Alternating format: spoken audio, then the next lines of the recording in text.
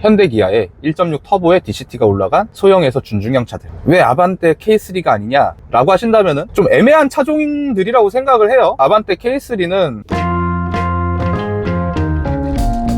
오늘 해볼 얘기는 탁송 대리점과 조금 거리가 있는 자동차 이야기 해보려고 합니다. 탁송 기사가 뭘 한다고 니들이 전문가야? 아니죠. 물론 여러 차종들을 운전을 편하게 많이 하겠죠. 차의 상태나 운전에 대해서는 탁송 기사들이 조금 더 나을 거예요. 저 같은 경우에는 1년에 그런 것 되냐 125 곱하기 12하면 대략 1년에 1500개 정도 되죠. 그렇기 때문에 더욱더 차에 대해서 할 수 있는 이야기가 많을 것 같아요. 왜냐하면 차 A라는 차종이 있어요. 그 A라는 차종의 상태가 정말 안 좋은 차들, 이제 폐차장으로 가야 되는 차, 그리고 상품성이 있어서 중고차로 팔리는 차, 아직까지 차주가 이 차를 더 타기로 마음을 먹어서 수리를 맡기는 차, 다양한 차종들을 많이 물어봐요. 오롯이 차 상태, 상품화를 거치지 않은 차, 상품화를 거친 차, 그리고 상태가 좋은 차, 지금 현역으로 차주한테 사랑을 받으면서 운행을 하고 있는 차, 기타 등등등등 이런 차들 상태에 대해서는 사실 저희도 만만치 않게 잘 알고 있어요. 그렇기 때문에 한마디 버릴 수 있는 거고. 자, 그래서 자동차 이야기인데 오늘 제가 얘기해볼 주제는 첫 차를 사시려는 분들, 그리고 또 첫 차 중에서 중고차를 사시려는 분들, 이런 분들에게 추천드리는 차종 이야기를 해보려고 합니다. 면허를 바꿨고 차는 막상 필요한데 예산은 좀 한정돼 있고, 그렇다고 경차를 사려고 하니까 주변에서 좀 만류를 하고 좀 흔한 케이스죠. 이런 분들한테 추천드리는 차종이 있습니다. 머릿속에 바로 떠오르는 차, 일단 차종 먼저 말씀드립니다. 르노 삼성의 SM3.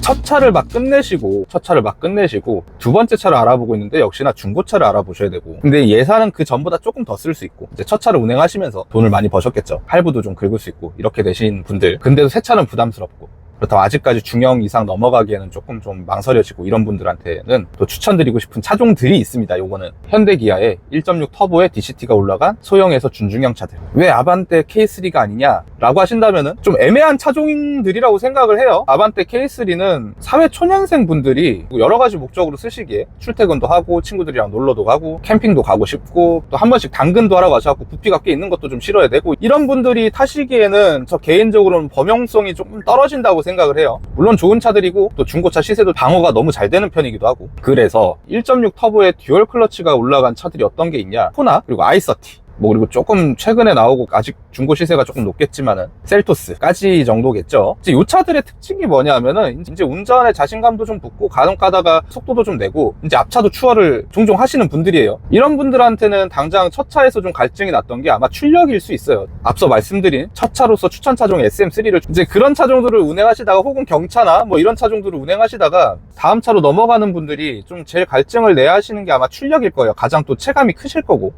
그런 부분에서 1.6 터보의 DCT가 올라간 차들은 출력이 아주 준수합니다. 뭐 출력이 준수하다기보다는 순발력이 아주 좋아요. 뭐 300마력 오버라서 어떠한 상황에서건 여유롭게 운전이 가능하다, 뭐 이런 건 아니지만, 내가 앞차를 추월해야 될 때 순간적으로 순발력을 발휘해서 확 치고 나가야 될 때, 이럴 때 1.6 터보의 DCT 달린 차들 굉장히 준수해요. 그리고 저 같은 경우에도 좀 장거리를 가야 되는데 그런 상황에서 만났을 때 가장 반가운 차종들이기도 해요. 승차감도 그닥 나쁘지 않고, 차 크기도 적당하고, 핸들 조향감, 그리고 차의 거동 같은 것도 현대차 전형적인 그대로고, 그리고 원할 때 내가 속도를 좀 내고 싶을 땐 최고 속도 어느 정도 나오고, 원하는 속도까지 빨리 도달도 되고, 앞차를 추월해야 될 때, 그리고 2차 가속, 고속도로에서 달리고 있다가 한 번 더 가속을 해서 앞차를 추월해야 될 때, 이럴 때도 부족함 없습니다. 아주 준수해요. 만약에 구매를 하셔서 유지를 하시기에도 크게 부담이 없으실 거예요. 뭐 일각에서는 듀얼 클러치는 클러치가 자주 나가네 뭐네, 자주 안 나갑니다. 자주 안 나가요. 17만 18만 탄 차들도 미션 멀쩡한 차들 아주 많아요. 근데 이제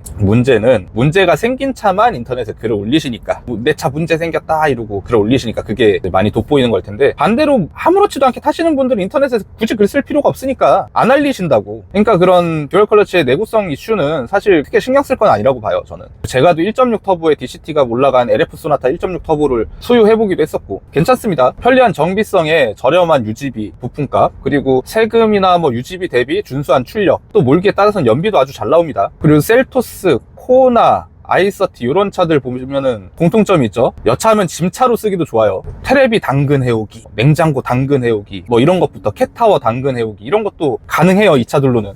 그리고 중고차도 이제 좀 많이 풀려 있는 상황이고, 이제 두 번째 차를 사는 20대 중반 혹은 뭐 사회 초년생 분들, 20대 중후반 사회 초년생 분들, 근데 첫 차는 이미 경험을 했고 첫 차를 이제 바꾸고 싶다, 이런 분들한테는 이런 i30, 코나, 셀토스 요 정도 차를 추천드려요, 개인적으로. 특히나 i30 같은 경우에는 1.4 터보도 있고 1.6 터보도 있고, 그리고 일단 비슷한 조건의 다른 차종 대비 아반떼나 뭐 K3 대비 시세가 되게 좋아요. 혹자들은 이제 듀얼 클러치 그거 시내 운전에서 울컥거리고 뭐 불편하다 하실 수 있는데, 그 DCT에 맞는 운전법을 좀 적응을 하시면은 크게 어렵지 않아요. 그걸 뭐 따로 학원 가서 배워야 되고 뭐 유튜브 정독을 해야 되고 이런 거 아닙니다. 첫 차를 운행해 보셨던 경험이 있으면은 금방 적응하실 거고, 그렇게 되면은 크게 운전하는데 불편하시지 않을 거예요. 그 i30, 코나, 셀토스 요 정도 차를 구매하신다면은 꽤 만족스럽게 오랫동안 무난무난하게 타실 수 있을 거예요. 그리고 i30 같은 경우에는 또 많이 안 팔린 차종이다 보니까 이렇게 단종된 오래된 차 티가 안 나.